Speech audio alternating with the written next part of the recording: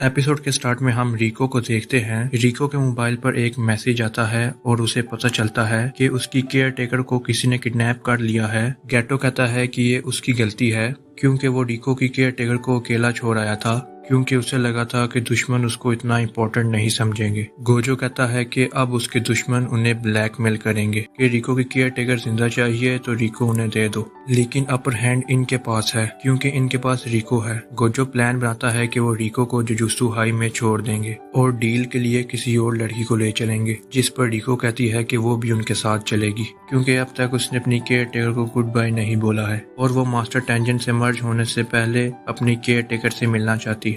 Gojo अब रिको के साथ चलने के लिए मान जाता है। किडनैपर्स इन लोगों को ओकिनावा शहर बुलाते हैं। फिर ये लोग किडनैपर्स को मार के रिको की केयर टेकर को आसानी से चुरा लेते हैं। इसके बाद सब लोग मजे करने के लिए बीच पर जाते हैं। रिको की केयर टेकर गैटो से कहती है कि उसको शर्म आ रही है कि उसे एक नॉन सोर्सरर ने किडनैप कर लिया था। रिको की केयर टेकर गैटो से पूछती है कि क्या वो लोग एयरप्लेन के जरिए ही शहर में आए थे और उन पर कोई अटैक्स नहीं हुए। गैटो कहता है कि गोजो की आंखें अच्छी हैं, उसने प्लेन में बैठे हर एक पैसेंजर को करीब से चेक किया था और जब वो लोग हवा में थे तब भी गैटो का एक स्पिरिट प्लेन पर नजर रखे हुए था। पर गैटो को समझ नहीं आया कि किडनैपर्स ने उन्हें यहाँ पर ही क्यों बुलाया, जिस पर मितासो कहती है कि शायद उनका टाइम वेस्ट करने के लिए, क्योंकि कल शाम को रिको टेंजन के साथ मर्ज होने वाली है। रिको की केयर टेकर को ये भी डर था कि जब वो लोग वापस जाएंगे तो तब उन पर हमला ना हो जाए, जिस पर गैटो कहता है कि उनने ऑलरेडी 2 सोर्सरर्स को एयरपोर्ट में बुलाया हुआ है वहाँ की देख रेख करने के लिए। ये 2 सोर्सरर्स फर्स्ट ईयर के नानमी और हाइबारा थे।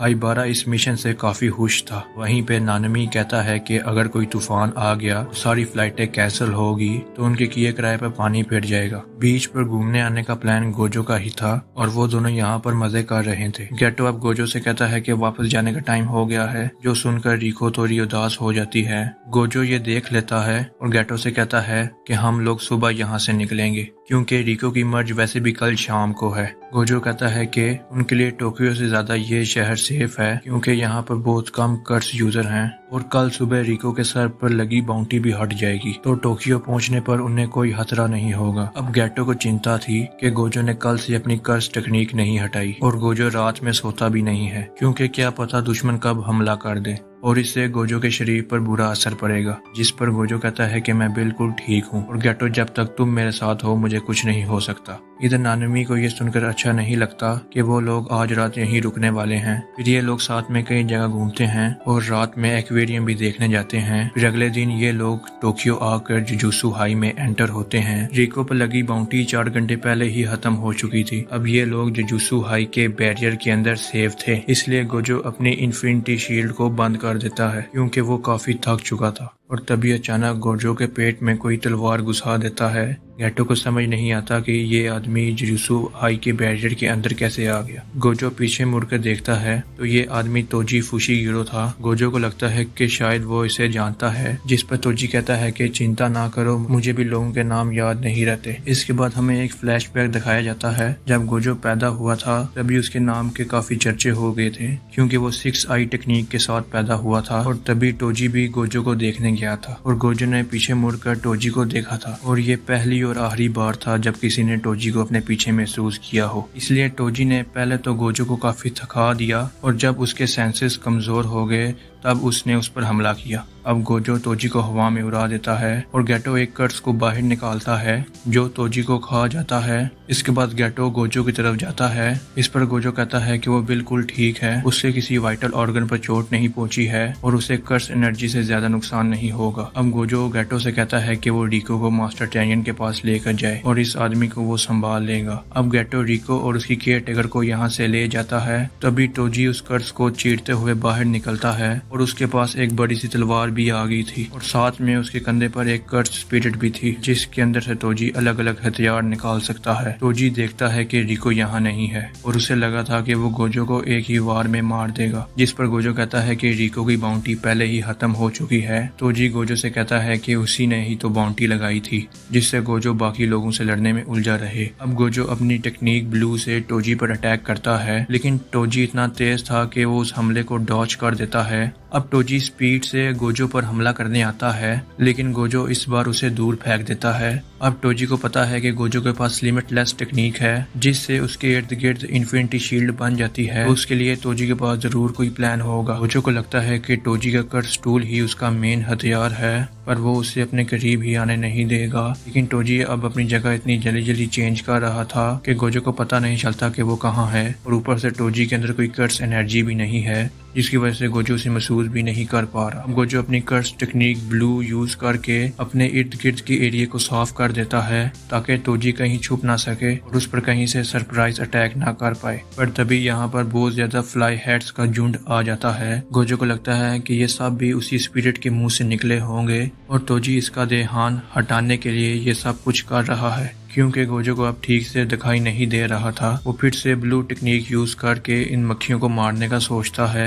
پر تبھی اس کے من میں خیال آتا ہے کہ توجی کہیں ریکو کو مارنے کے لیے تو نہیں چلا گیا، اور جیسے ہی گوجو ڈسٹریکٹ ہوتا ہے توجی اس کے پیچھے آ جاتا ہے۔ اس کے ہاتھ میں اسپیشل گریڈ کرس ٹول تھا۔ اس ٹول کا کام ہی یہی ہے کہ یہ سامنے والے کی کرس ٹیکنیک کو کینسل کر دیتا ہے۔ پھر جیسے ہی توجی اس ٹول سے گوجو پر اٹیک کرتا ہے اس کی انفینٹی شیلڈ بند ہو جاتی ہے اور وہ یہ تلوار سیدھا گوجو کے گردن میں گھسا دیتا ہے، جس کے بعد توجی گوجو کو اوپر سے نیچے تک چیر دیتا ہے۔ گوجو اپنی جان بچانے کی کوشش کرتا ہے لیکن کوئی فائدہ نہیں ہوتا۔ توجی اس کے سر میں بھی سٹیپ کرتا ہے جس سے گوجو بے جان ہو کر نیچے گر جاتا ہے۔ ادھر گیٹو ریکو اور اس کی کیئر ٹیکر کو لے کر جوجوتسو ہائی کے سب سے نیچے ایریا میں آتا ہے۔ یہاں ریکو اپنی کیئر ٹیکر سے گڈ بائی کہتی ہے۔ پھر گیٹو ریکو کو لے کر ٹامز آف دا سٹار کے مین ہال میں جاتا ہے۔ وہ ریکو کو بتاتا ہے کہ ماسٹر ٹینجن کہاں پر ہے اور یہ بھی کہ ان کے آس پاس ایک بیریئر ہوتا ہے جس کے اندر وہی لوگ جا سکتے ہیں جن کو انہوں نے انوائٹ کیا ہو، یعنی ریکو ان کے پاس جا سکتی ہے جہاں وہ ماسٹر ٹینجن کے ساتھ مرج ہو جائے گی۔ یہاں تو ہم واپس مڑ سکتے ہیں اور اپنے گھر جا سکتے ہیں۔ یہ سن کر ریکو چونک جاتی ہے کیونکہ اسے نہیں لگا تھا کہ اس کے پاس واپس جانے کا بھی کوئی آپشن ہے۔ ان کے پرنسپل نے انہیں بتایا تھا کہ اس لڑکی کے مرج ہونے کا مطلب یہ ہے کہ اس لڑکی کی جان لینا، اور گوجو اور گیٹو کے بیچ پہلے ہی یہ بات ہو گئی تھی کہ جب بھی اس لڑکی نے مرج ہونے سے منع کر دیا وہ لوگ ترنت ہی اس مشن کو کینسل کر دیں گے۔ گیٹو پھر کہتا ہے کہ وہ دونوں سب سے پاورفل ہیں تو آگے جو بھی ہوگا وہ دیکھ لیں گے۔ فیصلہ ریکو کو کرنا ہے کہ اس نے واپس گھر جانا ہے کہ نہیں۔ ریکو کہتی ہے کہ اسے شروع سے ہی بتایا گیا ہے کہ وہ دوسرے لوگوں سے کافی الگ ہے کیونکہ اس کے پیرنٹس بھی مر چکے تھے۔ اس کو لگا کہ اس کے ہونے یا نہ ہونے سے کسی کو کوئی فرق نہیں پڑتا، لیکن جب ریکو نے اپنے دوستوں اور ان لوگوں کے ساتھ اپنا ٹائم سپینڈ کیا تو اس کے اندر جینے کی چاہت بڑھ گئی۔ پھر وہ روتے ہوئے کہتی ہے کہ وہ زندہ رہنا چاہتی ہے۔ اب گیتو اپنا ہاتھ آگے بڑھاتا ہے اور ریکو سے کہتا ہے کہ چلو گھر چلتے ہیں۔ ریکو اس کے لیے مان جاتی ہے اور خوش ہو جاتی ہے، لیکن تب ہی اس کے سر میں ایک گولی آ کر لگتی ہے اور ریکو کی وہیں پر موت ہو جاتی ہے۔ یہ دیکھ کر گیٹو بہت زیادہ شوق ہو جاتا ہے۔ یہ گولی توجی نے چلائی ہوتی ہے اور وہ کہتا ہے کہ چلو کام پورا ہوا۔